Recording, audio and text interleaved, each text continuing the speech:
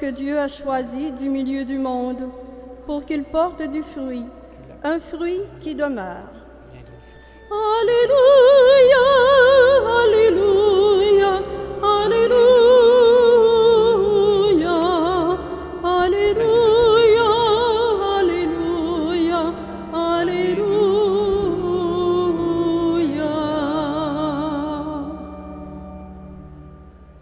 Le Seigneur soit avec vous. Et avec votre esprit. Évangile de Jésus-Christ selon saint Matthieu. Gloire à toi, Seigneur. La mère de Jacques et de Jean, fils de Zébédée, s'approcha de Jésus avec ses fils et se prosterna pour lui faire une demande. Jésus lui dit, « Que veux-tu? » Elle répondit, « Voilà mes deux fils. Ordonne qu'ils siègent, l'un à ta droite et l'autre à ta gauche dans ton royaume. » Jésus répondit, « Vous ne savez pas ce que vous demandez. Pouvez-vous boire à la coupe que je vais boire? » Ils lui dirent, « Nous le pouvons. » Il leur dit, « Ma coupe, vous y boiriez. Quand assiégez à ma droite, à ma gauche, il ne m'appartient pas de l'accorder. Il y a ceux pour qui ces places sont préparées par mon Père. » Les 10 autres avaient entendu et s'indignèrent contre les deux frères.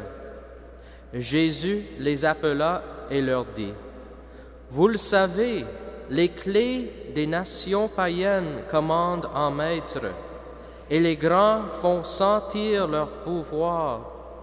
Parmi vous, il ne doit pas en être ainsi.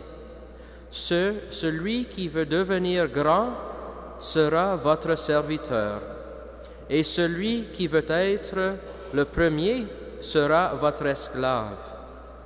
Ainsi, le Fils de l'homme n'est pas venu pour être servi, mais pour servir et donner sa vie en rançon pour la multitude. » Acclamons la parole de Dieu. Louange à toi, Seigneur Jésus.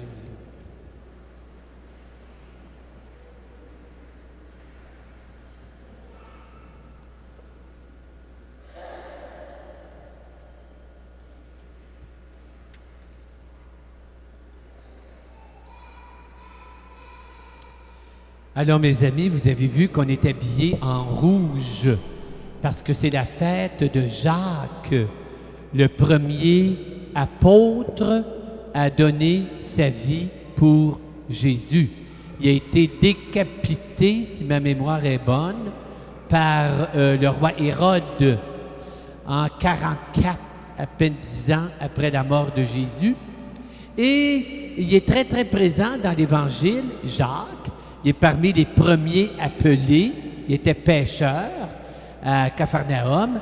Et ensuite, il fait partie d'un groupe que Jésus essaie d'initier plus profondément à son destin, à son évangile. Et dans l'évangile d'aujourd'hui, c'est un petit peu décevant. Parce qu'on réalise qu'ils n'ont pas compris grand-chose. Hein? Ils pensent encore que Jésus est venu pour chasser les Romains, pour prendre le pouvoir politique, militaire, dominer sur les autres. Puis eux autres, ils veulent avoir une job au gouvernement. Hein? Alors, ils essaient de se tasser pour avoir une bonne job au gouvernement, être haut placé. Et Jésus, vous avez rien dit, vous n'avez rien compris. Et là, il dit une parole étrange. « Pouvez-vous boire à ma coupe? » Évidemment, ça ne veut pas dire la même tasse de thé, là. Hein? Dans la Bible, la coupe, c'est le destin d'un être humain. À chacune de nous, Dieu verse une coupe qui est notre vie, notre destinée. Et Jésus leur demande, pouvez-vous, dans le fond, partager le même destin que moi? Eux autres, ils disent oui, pensant qu'ils vont être grimpés, juqués sur un trône. Et Jésus leur dit, non, ma destinée, c'est de servir jusqu'à la mort. Il parle de sa mort. Et effectivement, quelques versets plus loin, Matthieu commence le récit des derniers moments de la vie de Jésus. La première lecture parle de la mort. Hein? Saint Paul dit, on porte la mort dans notre vie d'apôtre. Et j'aimerais m'arrêter avec vous pour réfléchir sur la mort. Est-ce que nous autres, les chrétiens, les croyants, est-ce qu'on a quelque chose à dire sur la mort? Il dit oui, bien sûr, on a quelque chose à dire sur la mort. On va ressusciter. Oui, je le sais. Je crois à ça aussi. Mais est-ce qu'on a quelque chose à dire sur la mort elle-même? Parce que je vais vous dire une affaire, mes amis, écoutez-moi bien. Si Jésus n'était pas mort, la mort ne serait pas sauvée. On ne saurait pas quoi faire avec la mort. Jésus a connu la mort pour la sauver. Vous savez, quand on regarde le récit de la passion de Jésus, les derniers moments, on a l'impression que Jésus a perdu le contrôle. Hein? Il me fait penser à un ballon. Tu sais, quand ils jouent au football, les joueurs de football, le ballon, dans une partie de football, il n'y a pas grand-chose à dire. Hein? Il se fait lancer, il se fait botter, il se fait garrocher d'un bord puis de l'autre. On a l'impression des fois que Jésus est comme ça. Il ne contrôle plus rien. Les soldats le prennent, ils le lancent au grand prêtre. Le grand prêtre le lance à Pilate. Pilate le lance à... Qui donc? C'est qui était? Hérode. Hein? C'est ça. Hérode qui le reçoit bon. Hérode leur lance à Pilate. Pilate leur lance aux soldats. Il est comme un ballon. Il a perdu le contrôle. Et parfois, on voit ça, hein? Des personnes qui ont été présidents de compagnie, directeurs de grandes entreprises, et dans les derniers moments de leur vie, ils ne contrôlent plus rien. C'est les autres qui décident quand est-ce qu'ils se lèvent, quand est-ce qu'ils couchent, quand est-ce qu'ils mangent. Ils décident tout.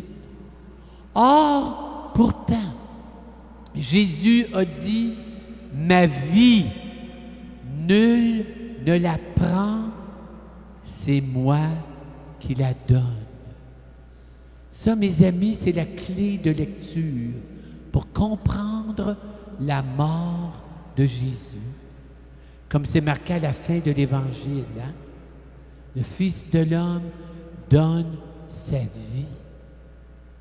Autrement dit, Jésus a dit, « Ma vie, nul ne la prend, c'est moi qui la donne. » C'est-à-dire que, et ça, j'espère de me souvenir de ça sur mon lit de mort, pour Jésus, la mort n'est pas un destin à subir, mais une tâche à accomplir.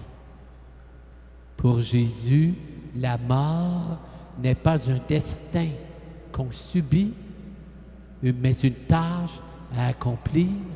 La mort n'est pas la fin de nos gestes, la mort est le dernier de nos gestes. Vous rappelez-vous, plusieurs parmi vous ont sûrement vu le film La Neuvaine. Est-ce qu'ils ont vu ça, le film La Neuvaine, là, par Bernard Raymond? Vous avez vu ça, hein? Ça se passe ici, à Sainte-Anne.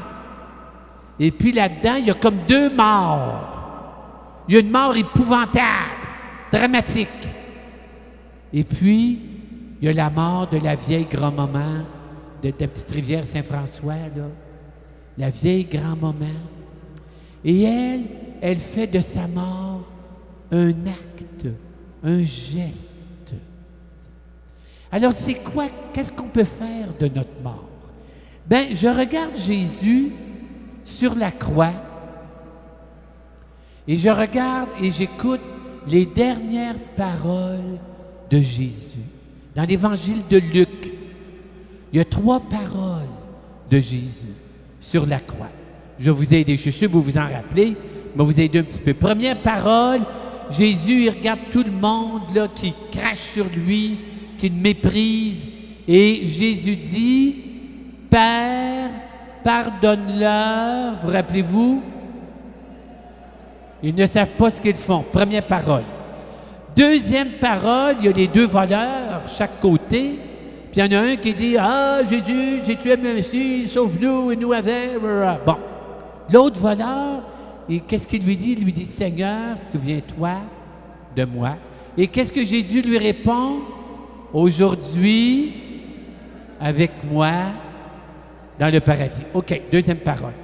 Troisième et dernière parole. Jésus crie, « Père, entre tes mains, je remets mon esprit, ma vie. » Avez-vous remarqué un détail très frappant? Dans ces 3 paroles, Jésus n'est jamais seul. Dans ces 3 paroles, Jésus inclut toujours quelqu'un d'autre. Autrement dit, c'est étrange ça. La mort, qui est pourtant le temps de la rupture et de la solitude, Jésus fait de la mort un temps de communion intense. Premièrement, avec les gens qui l'ont crucifié. Jésus leur pardonne. On a parlé de ça, je ne me souviens pas, je pense le 2e jour, à propos du péché, du pardon. Vous vous rappelez peut-être, hein? Je ne vais pas tout répéter ça, où je disais que quand est-ce qu'on pardonne vraiment? On pardonne vraiment quand on veut sauver une relation qui est bien importante pour nous. Si Jésus pardonne à ses bourreaux, c'est qu'il veut sauver la relation avec eux. Il ne veut pas les perdre, il veut rester proche d'eux. Même les personnes qui veulent le détruire, il est plus fort que leur violence par son amour. Deuxième parole, Jésus, le voleur qui dit, qu'est-ce qu'il dit le voleur, vous rappelez-vous? Jésus, le voleur, il dit quoi le voleur? Jésus, souviens-toi, ben oui. Moi, je trouve ça un peu étonnant. Il me semble avoir été un bandit qui s'en allait direct chez le diable. J'aurais dit à Jésus, « Sauve-moi! Pardonne-moi mes péchés de grâce! » Mais c'est pas ça qu'il dit, le voleur. Il dit quoi? « Souviens-toi. » Savez-vous pourquoi il dit ça? Parce que lui, il était sûr que tout le monde l'oublierait. D'abord, sa parenté l'avait déjà oublié. C'était la honte de la famille. Ses chums avec qui il avait volé puis tué l'avaient tous abandonné. Il dit, qui c'est qui va se souvenir de moi? Je vais disparaître dans l'oubli. Qui va se souvenir? Jésus. C'est celui qui se souvient de nous. Plus que tout. Je me souviens, j'avais appris que j'avais des ancêtres Mador enterrés à la petite rivière Ouelle. Et j'étais allé à Rimouski faire une retraite.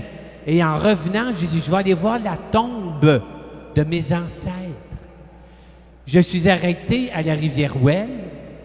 Et là, j'ai marché dans le cimetière vers les tombes les plus vieilles, voir s'il y avait le nom Mador. Je me suis approché des tombes les plus vieilles. Savez-vous quoi? Je ne pouvais plus lire. Le vent, la neige, la glace avait effacé les noms. Et là, je me suis fait cette réflexion. Même le granit oublie. Même le granit oublie. Et savez-vous qu'est-ce qui oublie plus vite que le granit? Les êtres humains. Bon, moi, je me regarde de premier. Je me rappelle de mon père, Laurier, chose qui est enterrée, tout ça. Je me rappelle de mon grand-père, Albert. Je sais où ce qui est enterré aussi. Même moi, je me rappelle de mon arrière-grand-père, Denis, qui s'appelait. Il est mort à 101 ans. Il venait chez mon grand-père, il se fait couper les cheveux. Alors, je peux me souvenir jusqu'à mon arrière-grand-père. Mais après ça, je ne sais plus. L'arrière-arrière-grand-père, je ne sais même pas son nom. Je ne sais pas où c'est qu'il est mort. Y en a-tu beaucoup ici qui ont connu leur arrière-grand-père ou leur arrière-grand-mère? 1, 2, 3, 4. 4. On a tout oublié.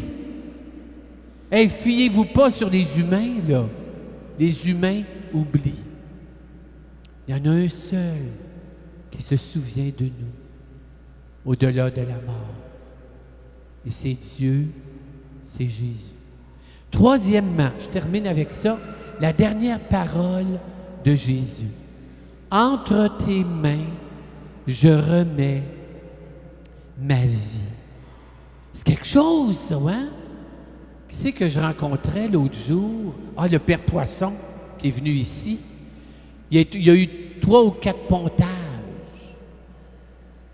Bien, quand tu as une maladie cardiaque, tu n'as rien qu'un cœur, hein? Qu'est-ce que tu veux, c'est de même? Alors, tu vas chercher les meilleurs spécialistes. Tu ne veux pas qu'il manque son coup. Hein? Tu ne veux pas qu'il te fasse mourir sur la table d'opération. Tu ne peux pas dire aux spécialistes, mais c'est pas grave si je meurs, j'ai 3-4 vies dans un coffret à la Caisse populaire. Ben, ça ne marche pas de même.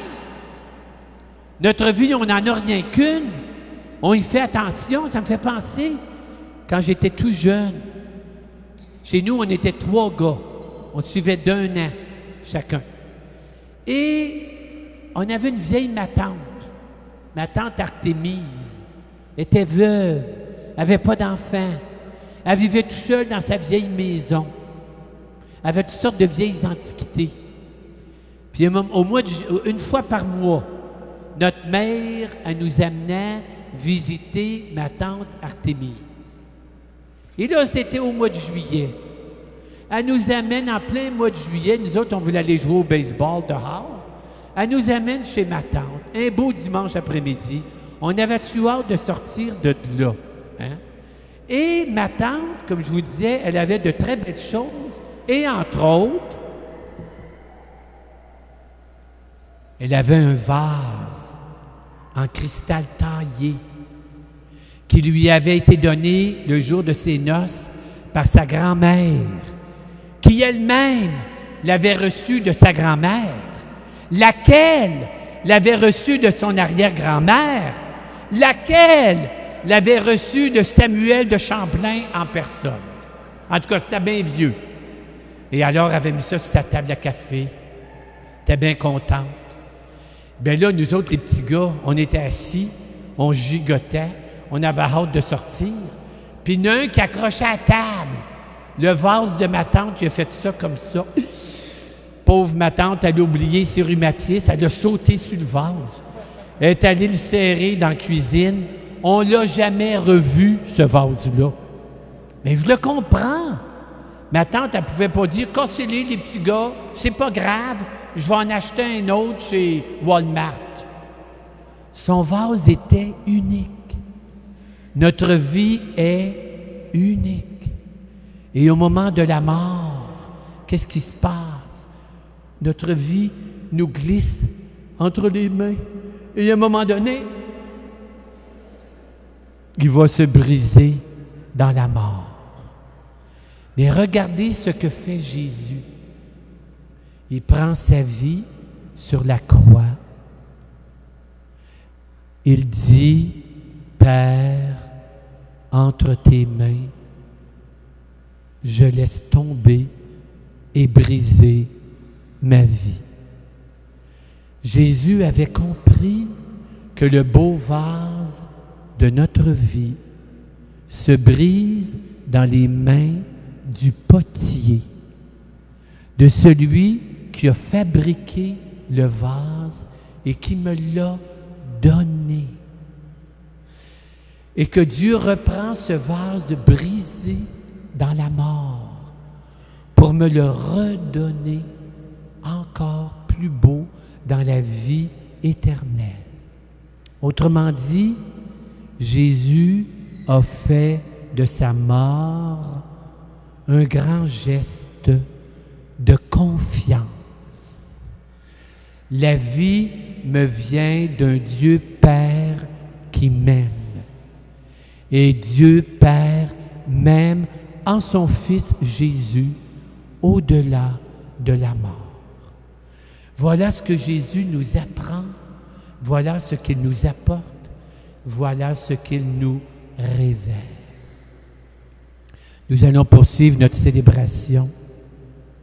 Nous allons demander à Jésus qu'au moment de notre mort, il soit tout proche de nous, pour qu'avec lui et en lui et comme lui, notre mort ne soit pas un destin, mais un grand geste d'amour et de confiance.